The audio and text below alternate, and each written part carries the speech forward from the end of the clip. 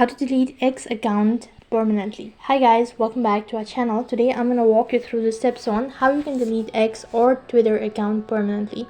In order to delete it permanently, you'll need to make sure to stick with us till the end and update your application. Now to begin with, launch your X application or the account.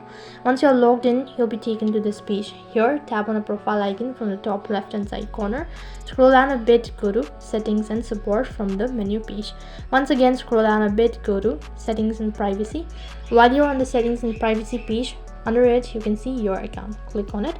After that, go ahead and tap on deactivate your account. So then to delete your account, you'll need to deactivate your account for 30 days or maybe 12 months. Only then you'll be able to delete your account. So just go ahead and read all of these terms and conditions, and if you're sure about deleting your account, tap on deactivate. So type in the password associated with your X account. Once you've done that, you'll be receiving a notification stating that your account has been successfully deactivated for 30 days, and after 30 days your account will be permanently deleted. So in this way you can delete X account permanently. That is all for this video. I hope the video was helpful. If it did really help you, make sure to like, share and subscribe to our channel. Thank you for watching. See you in the next video.